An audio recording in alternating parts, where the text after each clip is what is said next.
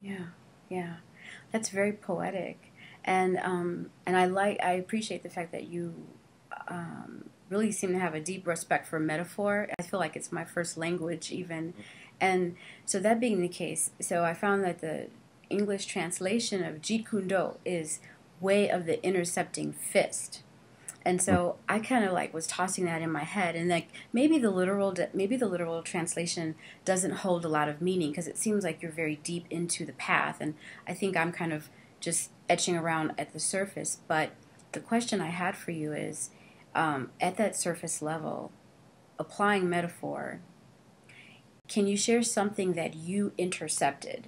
I mean, and I know not the obvious stuff like you intercepted, the man, you intercepted 9 to 5 drudgery, you've intercepted a Right. lot, but like maybe something that would kind of surprise us. Hmm. Well, interception in the martial arts definition or translation means to during the initiation of your opponent's movement, you intercept their strike by landing a strike uh, in the process of their movement. So to apply that Can you to apply it for the small business owner? How about that? yeah, I'm so like putting you on the spot.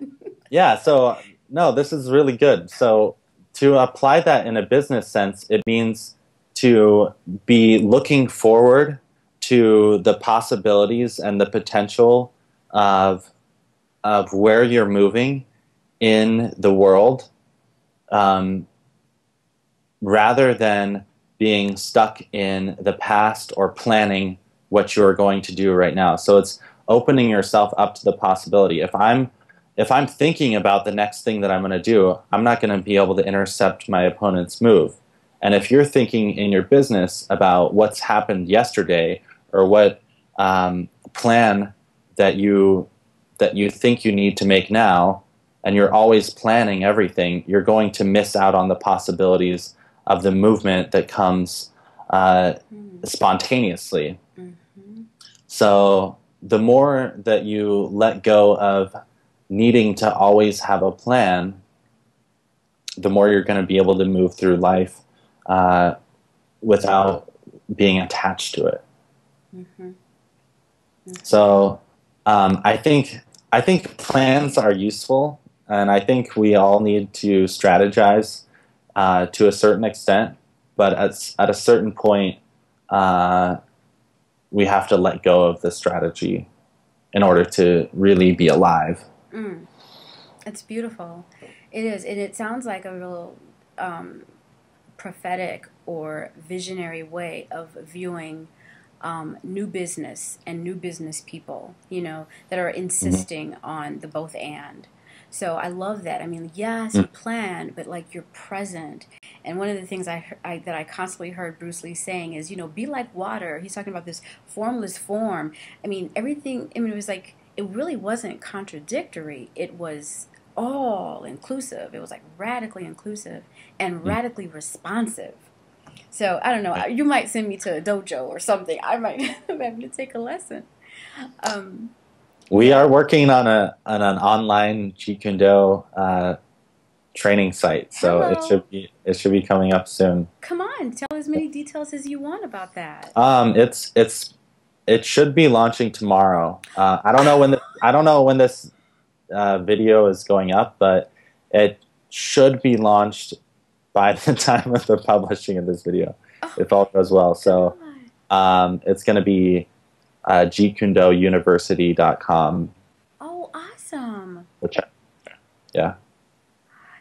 So we want to make it more accessible to people that don't have the time to come to class, or um, they don't have that in their area. There's a lot of people that want to do martial arts and it's too far for them, or they don't live in a major metropolis area, or whatever it is. Hmm. Um, so that's our goal, to be able to expand that to people that want to be able to train in their own home, basically.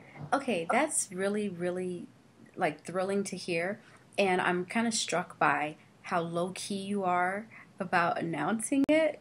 And I mean, it's just intriguing because there's like this launch fever that goes on the internet where, Right. and this is so different. I've been really trying to move away from the uh, the hyper launch model of business. The thing that happens with that model is that every 3 months or so, you end up having to hustle again to try to make your quarterly income or sustain your business that way. And the what I've been exploring is the anti-launch model, which is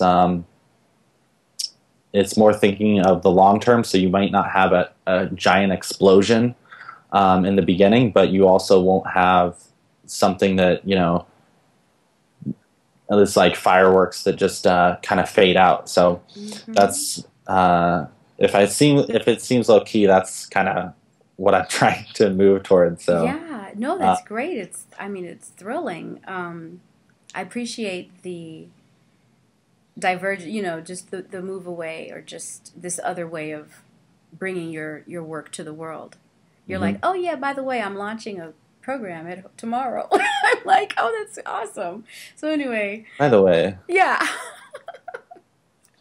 uh, yeah, um, the person that I'm actually working on another product with someone. His name's Charlie, and he's the one that's been kind of pushing me in this direction. And he's he actually launched a product at one point, and he forgot to tell anyone about it. Like if you want to take it to the extreme of how far you I can go, I don't yeah, recommend not telling anyone. right. Um, but So wait, it can okay, this happen. would be like the launchless launch. It just is. That is very cool and mellow. And but again, that whole bioluminescence, I mean, it's there pulsing, it's shedding light and it's gonna draw. I mean, like I'm drawn. I'm gonna totally check it out and give URL love, linky love coming. So very cool. Okay, so now two more questions for you, Jonathan.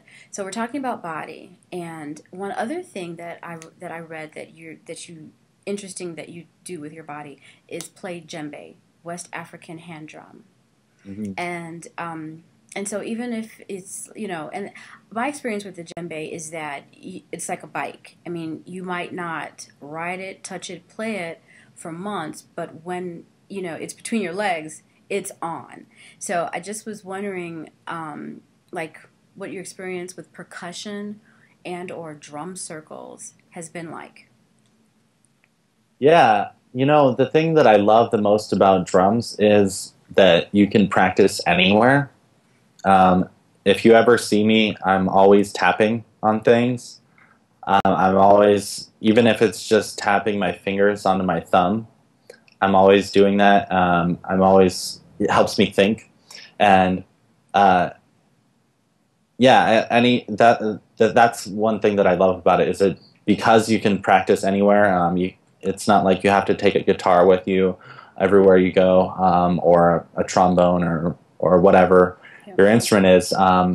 So yeah, you can't pick it up at any time. And my my experience with percussion and the reason that I'm drawn to it is because it has that kind of um, flowing aspect to it, and it has that kind of very grounding feeling to it.